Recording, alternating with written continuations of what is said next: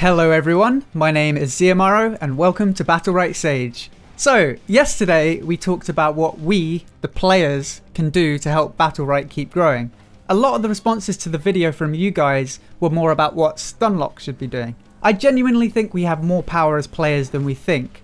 But let's turn that mirror around and have a look at Stunlock today. Let me start off by saying these are my opinions. I have read all the comments from the previous video, plus a lot of what people are saying on Reddit, in streams, and in-game, so I know what the general consensus is within the community, but this is my take on it. Let's start with the good stuff and tackle a few myths. First of all, I think Stunlock's content cycle has been really great so far. You can't really ask for much more than a new champion and event each and every month after release. This fast rollout of updates could slow down from April as we don't have a roadmap too far beyond March. You see so many comments about the devs being on holiday, but with such a solid content schedule, they're clearly active. There is a reason people seem to think this though, and I'll get to that in a moment. Next on the list of stuff that Stunlock does really great is that I think they handle balancing really well in this game. They don't allow the balance to just swing from one direction to another. They make a great effort of incrementally balancing the game. And on top of that, they tell you why they changed something in the patch notes, which is really great. There's nothing worse than seeing a nerf or buff to a champion and having no idea what brought it on. And finally, I like that Stunlock has a clear vision for the game. Battlerite is not a MOBA. Yes, it fits what the acronym stands for, but when we say MOBA, we all know what that means. Creeps, towers, blah blah blah. Battlerite is not that. I like that Stunlock kept to the original vision of Bloodline Champions, but further refined it. You see a lot of people complaining that the game lacks depth, but in my opinion, it only lacks depth if you were expecting a Dota clone. The game doesn't need levels or items or all of that rubbish. The game is about pure, unadulterated, and most importantly, fair arena combat. Once Season 1 starts and we get the promised clan and tournament systems, we'll see what the game truly has to offer. The game is certainly lacking some important features right now, but the gameplay itself is certainly not lacking depth. Now onto the stuff Stunlock could improve on. Firstly, let's tackle the matchmaking system. This is a huge bone of contention for some people. There are some issues. I've had games where there were 2 Diamond 1s versus a Diamond 1 and a Diamond 4. That's clearly not balanced. That does need to be worked on, but I'd be worried if Stunlock weren't looking into that. So let's go on the assumption that that's being worked on.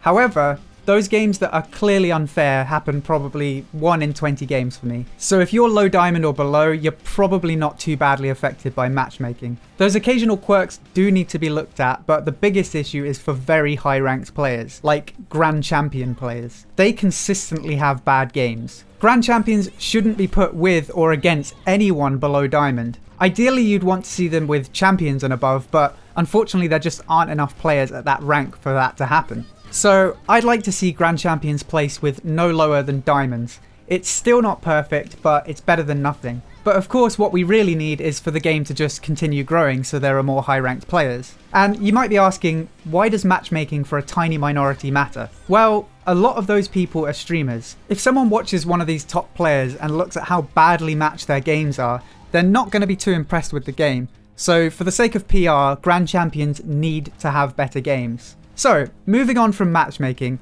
I said that the content cycle and balancing is great. So, why do people seem to think the devs are on holiday? Communication! It really is that simple. Stunlock has been pumping out content like crazy, but the promotion for those updates has been incredibly cryptic. If you're Blizzard and you're teasing a new hero in Overwatch, a game that has millions of players, cryptic works. You have millions of people talking about this tiny bit of information that's been trickled out, and your player base does the promo from there. But Battlerite is not Overwatch. Cryptic is fine. In fact, I actually like it as a marketing technique. It builds excitement and anticipation, but for a small game like Battlerite, you can't solely rely on cryptic promotions. As you must have all seen by now, Xander has had his teaser trailer released. It was great, no doubt about that. But why is it that our first live view of his gameplay was a stream from the game's composer? And I mean absolutely no disrespect to her. She's a fantastic composer and I really appreciate the stream that she did to show off the new champion. But it kind of left me thinking, really? Is this what you're going with, Stunlock? Like, why don't you get a couple of the developers on stream for an hour or two to talk in depth about the character design, how you think he'll play out in the meta, and some previews of other changes in the patch? Instead, we get all these cryptic images being posted on Twitter. The anticipation builds up, we all get excited, and then we just get the hero plonked in front of us by a bunch of people we don't really know, and it just goes down like a damp squib. Okay, that was a bunch of very British expressions right there. What I mean to say is the build-up and anticipation for the new content is great, up until the point it's actually revealed. The last few updates have been very anticlimactic. Let's just compare that to Jeff Kaplan from Blizzard. His video updates are fantastic, and it's really simple, and it's something that's totally achievable for Battlerite. And another example is the arcade streams Tryon does before a patch. It's been ages since I've actually played that game, so maybe they don't do it anymore, but before every patch they'd have the community manager and a few others from the studio playing on the test server. They'd show off new features, the balance changes, and anything happening in the new event. Not only does that allow the community to get to know you better, but I guarantee the stream would be viewed by a lot of people. And that would bump up Battlerite's viewers on Twitch, which, as I mentioned in the previous video, is a great way to get people into the game. You don't have the marketing budget of a AAA studio, but what you do have is a close-knit community. And that's something you actually have over a massive studio like Blizzard. So reach out to us and get involved with the community a little more. It might be impossible for a development team with millions of players to really understand their player base, but for you guys it's totally doable. Capitalize on what you do have. We've got the tournament and the clan system coming, which is great, and we also have Season 1 starting in February most likely. And how do we know that? Someone data mined it. Maybe you haven't told us when Season 1 starts because there isn't a solid date yet and there are some kinks to sort out. That's fine, but tell us that. I do get it. We gamers are a very difficult bunch to please. We can be incredibly toxic, and sometimes it might feel like anything you do is wrong. But try not to let that dissuade you from keeping us in the loop.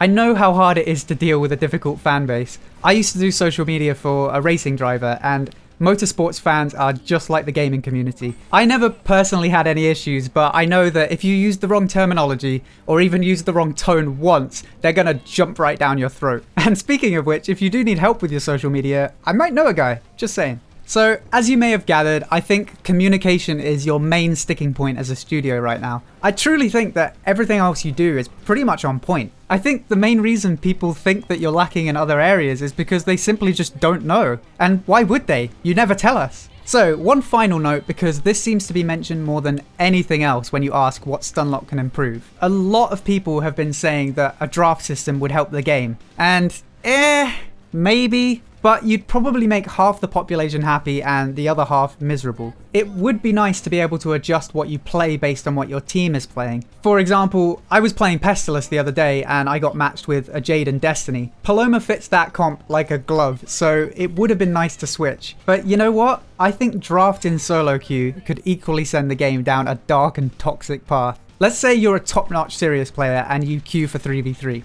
Everyone knows that Paloma is the meta right now. So what do you think the chances are that someone says, "Sirius, go Paloma or we lose"? Well, what if you don't play Paloma? If you stick with Sirius, there are going to be a bunch of people that practically throw games because you don't do as they say. And let me be the first to say, I don't want that in my games. If you want to build a good team comp, just make a pre-made. I would of course give draft a chance. We have a decent community, so maybe it would be okay. But if the pick this or we lose mentality starts rolling in, I'm just not going to play solo queue anymore. I don't mind people asking me to switch, but it's just the entitled mentality that comes with it. If you don't switch, people almost feel justified in their toxicity because you're the one being toxic for not making a meta comp.